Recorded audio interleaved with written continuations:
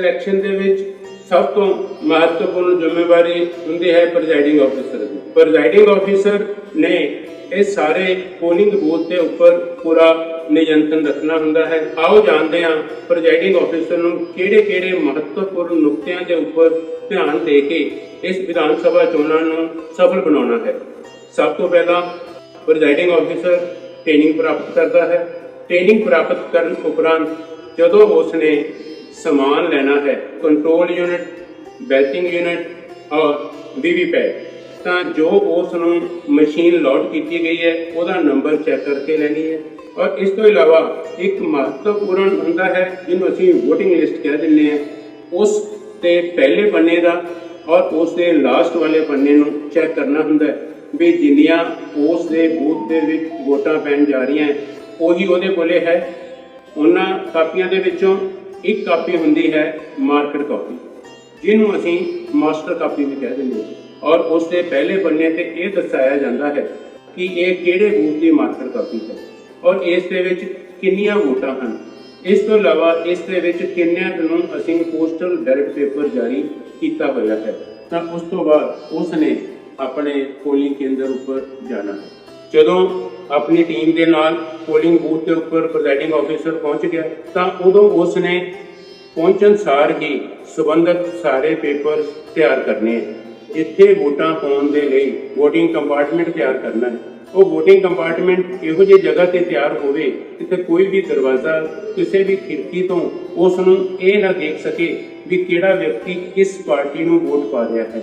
ਜਿੱਥੇ ਅਸੀਂ ਵੀਵੀਪੈਟ ਲਗਾਉਣਾ ਹੈ, बैचिंग यूनिट लगाना है, उत्थे कोई भी तेज़ बल्ब नहीं होना चाहिए और इसनों तेज़ लाइट तो तेज़ धुप तो बचा के रखना भी बहुत जरूरी है। पोल शुरू कराने के समय एक योजना तैयार करनी होती है।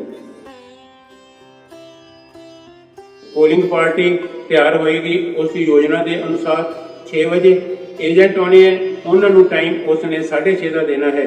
और इस तो इलावा कुछ जगह के उपर माइक्रो ऑब्जर्वर भी लगाई गई है। माइक्रो ऑब्जर्वर की पहुँच ठीक 6 बजे उस बूथ से होनी चाहिए है तां जो जरा साडियां मोक पोल समय सिर हो सके।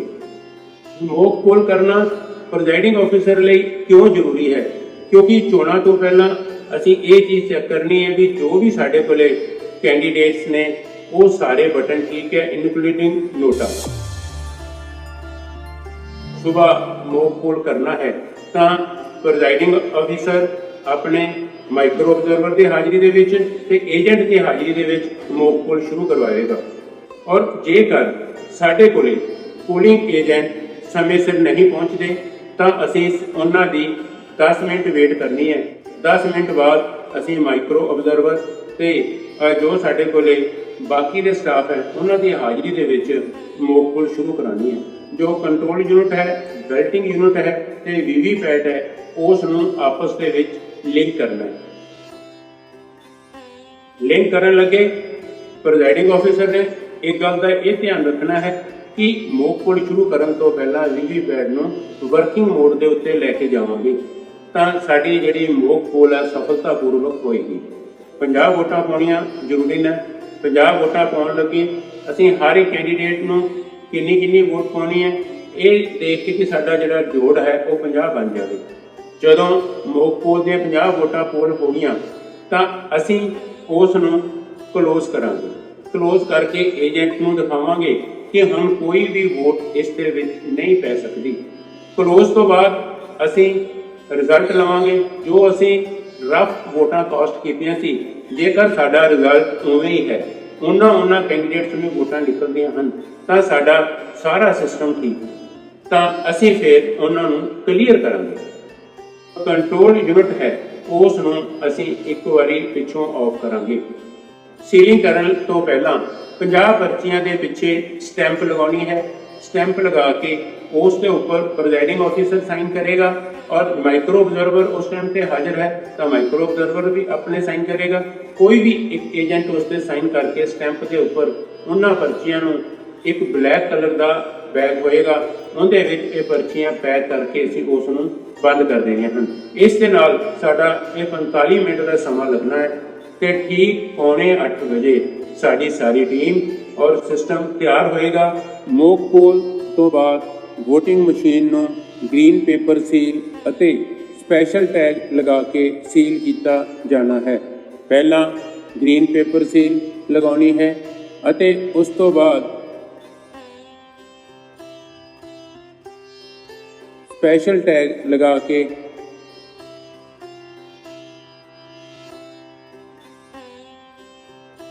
धागा बन के सील लगानी है।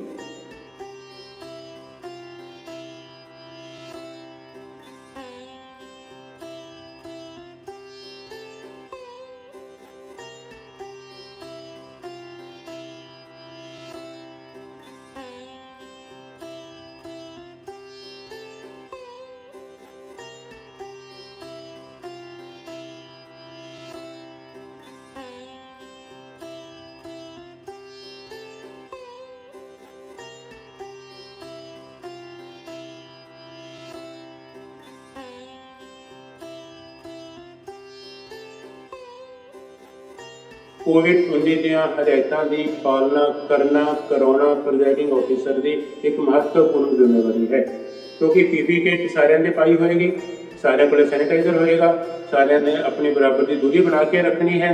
ਠੀਕ 8 ਵਜੇ VOTING ਸਟਾਰਟ ਹੋਏਗੀ।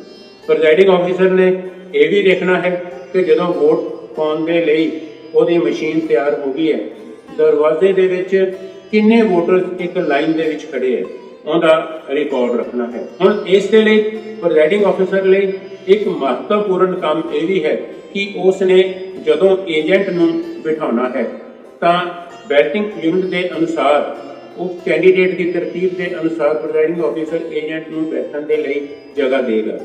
ਪਰ ਕਈ ਜਗ੍ਹਾ ਦੇ ਉੱਤੇ ਵੈਬਕਾਸਟਿੰਗ ਵੀ ਹੋਣ ਜਾ ਰਹੀ ਹੈ। ਵੈਬਕਾਸਟਿੰਗ ਕਰਨ ਲੱਗੇ ਜੇਕਰ ਇੱਕ ਬੂਥ ਦੇ ਵਿੱਚ ਕੇਵਲ ਸਾਡੇ ਕੋਲੇ 3 ਬੂਥ ਬਣੇ ਆ ਇੱਕ ਬਿਲਡਿੰਗ ਦੇ ਵਿੱਚ, ਤਾਂ ਇੱਕ ਵੈਬਕਾਸਟਿੰਗ ਕੈਮਰਾ ਹੋਏਗਾ। ਜੇ 3 ਤੋਂ ਜ਼ਿਆਦਾ ਹਨ ਤਾਂ ਉੱਥੇ 2 ਵੈਬਕਾਸਟਿੰਗ ਕੈਮਰੇ ਲਗਾਏ ਜਾਣਗੇ। ਵੀ ਵੈਬਕਾਸਟਿੰਗ ਕਰਾਉਣ ਲੱਗੇ ਜੋ ਕੈਮਰਾ ਹੈ ਉਹ ਕਿਸੇ ਤਰ੍ਹਾਂ ਦੀ ਗੋਪਨੀयता ਉਸ ਕੇਂਦਰ ਦੀ ਬਾਹਰ ਨਹੀਂ ਜਾਣੀ ਚਾਹੀਦੀ। ਉਸ ਪੋਲਿੰਗ ਬੂਥ ਦੇ ਉੱਪਰ ਜੋ ਸਾਡੇ ਕੋਲੇ 3 ਪੋਲਿੰਗ ਆਫੀਸਰ ਹੈ, ਫਸਟ ਪੋਲਿੰਗ ਆਫੀਸਰ ਤੋਂ ਜਿਸ ਦੇ ਕੋਲ ਉਸ ਦੀ ਇਹ ਮਾਰਕਰ ਕਾਪੀ ਹੋਏਗੀ, ਉਹ ਵੋਟਰ ਦੀ ਪਹਿਚਾਣ ਕਰੇਗਾ। ਪਹਿਚਾਣ ਕਰਨ ਤੋਂ ਬਾਅਦ ਉਹ ਵੋਟਰ ਦੂਸਰੇ ਪੋਲਿੰਗ ਆਫੀਸਰ ਕੋਲ ਆਏਗਾ, दूसरा पोलिंग ऑफिसर और उसके ऊपर एडिबल इंक लगाएगा और उस दे फॉर्म 17A च एंट्री करेगा। फॉर्म 17A इस एंट्री करन दे विच ਇਹ ਵੀ ਇੱਕ ਦੇਖਣਾ ਹੈ ਉਸਨੇ ਕਿ ਜੋ ਵੋਟਰ ਵੋਟ ਪਾਉਣ ਆ ਰਿਹਾ ਹੈ ਉਹ ਐਪਿਕ ਕਾਰਡ ਦੀ ਵਰਤੋਂ ਕਰ ਰਿਹਾ ਹੈ ਕਿ ਨਹੀਂ ਕਰ ਰਿਹਾ। ਐਪਿਕ ਕਾਰਡ ਤੋਂ ਇਲਾਵਾ ਭਾਰਤੀ ਚੋਣ ਕਮਿਸ਼ਨ ਵੱਲੋਂ ਜੋ 11 ਡਾਕੂਮੈਂਟ ਦਿੱਤੇ ਗਏ ਹੈ ਉਹਨਾਂ ਦੀ ਵੀ ਵਰਤੋਂ ਵੀ ਕਰਨੀ ਹੈ। ਤੀਸਰਾ ਪੋਲਿੰਗ ਆਫਿਸਰ ਹੈ ਉਹ ਬੈਲਟ ਜਾਰੀ ਕਰਦਾ ਹੈ ਔਰ ਜਦੋਂ ਉਹਨੇ VOTING ਕੰਪਾਰਟਮੈਂਟ ਦੇ ਵਿੱਚ ਵੋਟ ਪਾ ਲਈ ਇੱਕ ਲੰਬੀ ਸਾਰੀ ਬੀਪ ਆਏਗੀ। ਬੀਪ ਆਉਣ ਦਾ ਮਤਲਬ ਇਹ ਹੈ ਕਿ ਉਸ ਦੀ ਵੋਟ ਕਾਸਟ ਹੋ ਗਈ।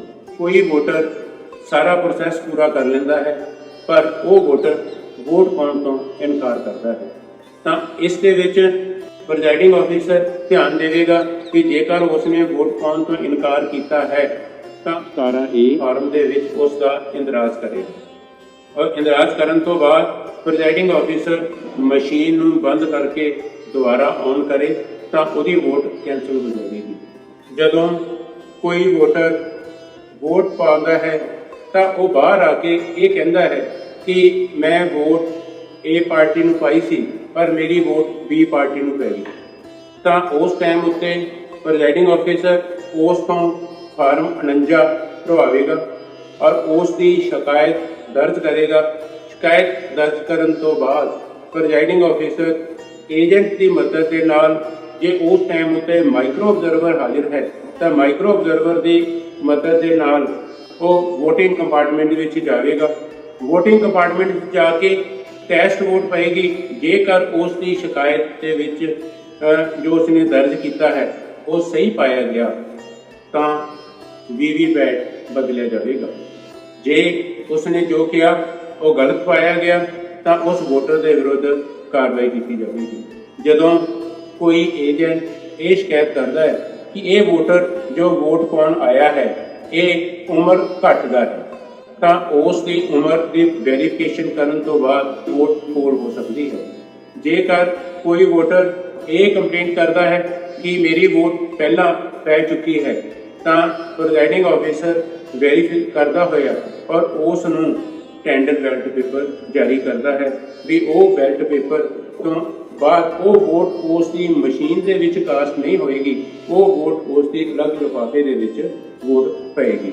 ਜਦੋਂ ਲਾਸਟ ਕੈਂਡੀਡੇਟ ਪਰ ਵੋਟ ਪਾ ਕੇ ਜਾਏਗਾ ਤਾਂ ਉਸ ਉਪਰੰਤ ਪ੍ਰੈਜ਼ਾਈਡਿੰਗ ਆਫੀਸਰ ਏਜੰਟ ਦੀ ਹਾਜ਼ਰੀ ਦੇ ਵਿੱਚ ਤੇ ਜੇਕਰ ਉਸ ਬੂਥ ਤੇ ਮਾਈਕਰੋ ਆਬਜ਼ਰਵਰ ਹੈ ਤਾਂ ਮਾਈਕਰੋ ਆਬਜ਼ਰਵਰ ਦੀ ਹਾਜ਼ਰੀ ਦੇ ਵਿੱਚ ਉਸ ਮਸ਼ੀਨ ਨੂੰ ਕਲੋਜ਼ ਬਟਨ ਦਬਾ ਕੇ ਬੰਦ ਕਰੇਗਾ।